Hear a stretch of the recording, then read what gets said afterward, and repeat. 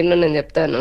చెప్పండి. ఏదైతే తండ్రి బతికుండంగా వేల కోట్ల అవినీతి చేసిన వ్యక్తి తండ్రి శవాన్ని పక్కన పెట్టుకొని నేను ముఖ్యమంత్రి అవుతాను అని అంటే అది నచ్చినటువంటి కాంగ్రెస్ అధిష్టానం ఆయన చేసినటువంటి అవినీతి పైన జైల్లో పెట్టించింది వాళ్ళే, మళ్ళీ బెయిల్ ఇప్పించింది కూడా వాళ్ళే. ఈ రోజున వాళ్ళు ప్రతిదానికి కేంద్ర ప్రభుత్వం బీజేపీ ఏదైతే తనకి సహకరించిందని అంటే హాస్యాస్పదంగా ఉంటుంది. వీళ్ళు చెప్పే మాటలు ప్రజలు కూడా నమ్మే పరిస్థితి లేదు. ఇకపోతే జగన్మోహన్ రెడ్డి గారు విజయసాయి రెడ్డి విషయానికి వస్తే, విజయసాయి రెడ్డి గారు లాస్ట్ మనం గడిచిన 5 సంవత్సరాల్లో జగన్మోహన్ రెడ్డి అధికారంలో ఉన్నప్పుడు నేను ఇదే ఏబిఎన్ లో మీద చాలా డిబేట్లలో కూడా చెప్పాను.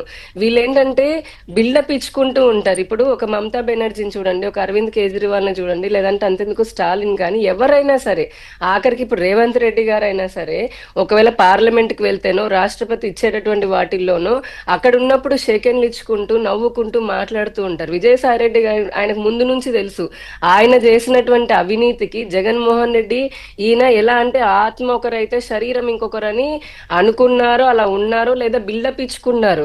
ఎందుకంటే ఈయన అనుకున్నట్టున్నాడు విజయసాయి రెడ్డి, నేను ఒక శరీరము, ఆయన ఒక జగన్మోహన్ రెడ్డి ఆత్మ అని. కానీ నాకు తెలిసి జగన్మోహన్ రెడ్డి ఈయన ఒక చొక్కాలాగా, ఈయనేంటి ఆయన పార్టీలో ఉండే వాళ్ళందరూ ఒక చొక్కాలాగా ఇలా వేసుకొని విడిచేటటువంటి మనస్తత్వమే కనిపిస్తుంది మనకి.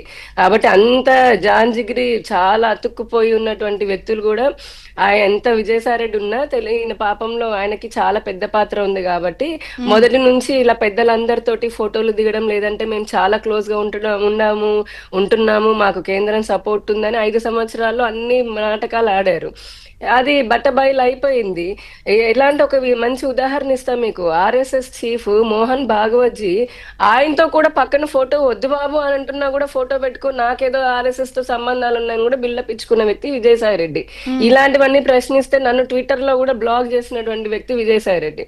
ఇక ఆయన ఇప్పుడు నరేంద్ర మోదీ ఫోటో పెట్టుకోవడం వేరు, మీరు 9 సంవత్సరాల పాటు ప్రోత్సహించారని చెప్పడం వేరు. అక్కడికే వస్తుంది. 7 నెలలు మర్చిపోయారండి. 9 సంవత్సరాలు 7 నెలలు. ఒక్క నిమిషం. ఇప్పుడు ఈ చివరిగా ఏంటంటే అంతా ఆయన ఎగ్జిట్ తీసుకోవడానికి అన్నట్టు నాకున్నటువంటి సమాచారం ప్రకారం ఏంటంటే, ఒకటి విజయసాయి రెడ్డి సరే నరేంద్ర మోదీ గారిను అమిత్ షా గారి పేరు తీసుకున్నారు, వాళ్ళకి స్పెషల్ థ్యాంక్స్ చెప్పారు. మీరు ఇందాక ఇంతకుముందు వాళ్ళు అన్నట్టుగా పవన్ కళ్యాణ్ గారు నా చిరకాల స్నేహితులని, చంద్రబాబు గారితో నాకు వైరం లేవని, ఇవన్నీ ఏంటంటే వెళ్తూ ఏదో ఒక మసాలా పుట్టించి జనాలు ఆయన గురించి పాపం మాట్లాడుకుంటూ ఉండాలి, లేదా ఆయన పట్ల ఒక సానుభూతి కలిగించుకోవాలి ఆయన చేసిన ప్రయత్నం తప్పితే, అసలు కారణం నాకున్న ఇన్ఫర్మేషన్ ప్రకారం ఏంటంటే, ఆయన జగన్మోహన్ రెడ్డి వర్షన్ ఏంటి, నాతో కలిసి నాతో చేయించి లేదా ఈయన కూడా వేల కోట్లు సంపాదించేసుకున్నాడు కాబట్టి నెల్లూరు ఎంపీ లాగా పోటీ చేయమని అంటే, ఈయన చివరి నిమిషంలో అడిగినా ఆయన డబ్బులు ఏదో పెట్టుకున్నాడు, పోటీ చేసుకున్నాడు. ఆ సమయంలో కూడా పార్టీ తర్వాత తనని ఏమి ఆదరించలేదు అని చెప్పని ఆయన మనోవేదనకు గురైనట్టుగా తెలుస్తోంది.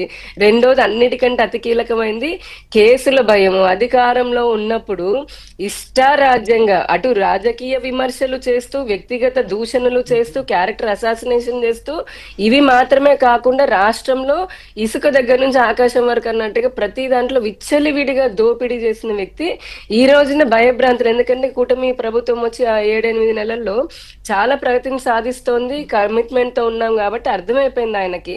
ఇంకా జగన్మోహన్ రెడ్డి గారు ఆయన పార్టీకి ఏం కాదు, జగన్ గారికి ఏం కాకపోవచ్చు, కాకపోతే పార్టీ మళ్ళీ అధికారంలోకి వస్తుందో రాదో అన్న మీమాంస కూడా ఉంది. ఖచ్చితంగా ఇప్పుడున్న పరిస్థితుల్లో అయితే అతను మళ్ళీ జగన్ వచ్చే ఛాన్స్ లేదు. ఇలానే వదిలేస్తే కోర్టుల చుట్టూ ఈయన తిరుగుతూ ఉండాలి. ఇప్పుడైనా తర్వాతైనా తిరుగుతాడు, రాజకీయాల్లో లేవు అంటే తిరగకుండా ఉండడు కదా. కానీ ఆయన భావన ఏంటంటే పార్టీ ఉత్తరాంధ్రకే పరిమితం చేశారు, నేనేదో నా జీవితం అంతా సాక్రిఫైస్ చేసుకున్నాను, అయినా సరే సజ్జల రామకృష్ణారెడ్డికే ఈయన అంత అధికారం అంతా ఇచ్చేశాడు, నన్ను ఒక డమ్మీని చేశాడని ఏదో మనోవేదన చెందినట్టుగా మరి బిల్డప్ ఇస్తూ కూడా ఉండుండొచ్చు, లేదా నిజంగానే ఫీల్ అయి ఉండొచ్చు. ఒకటి కాసేపు అనుకుందాం, బిల్డప్ ఇవ్వాల్సిన అవసరం ఏముంది? ఈ మధ్య కాలంలో కూడా మీ ప్రభుత్వం ఏర్పడిన తర్వాత, మీ డబుల్ ఇంజిన్ అక్కడ ఇక్కడ వచ్చిన తర్వాత కూడా నిర్మలా సీతారామన్ గారిని పెద్దలందరినీ కూడా కలిసి రాష్ట్రానికి నేను ఏదైనా ఇవ్వండి అని చెప్పి మిమ్మల్ని కోరానని చెప్పి పెట్టారు. అంత పేషీలో కూర్చుని దర్జాగా పెడితే అది ఎంటర్టైన్ చేసినట్టు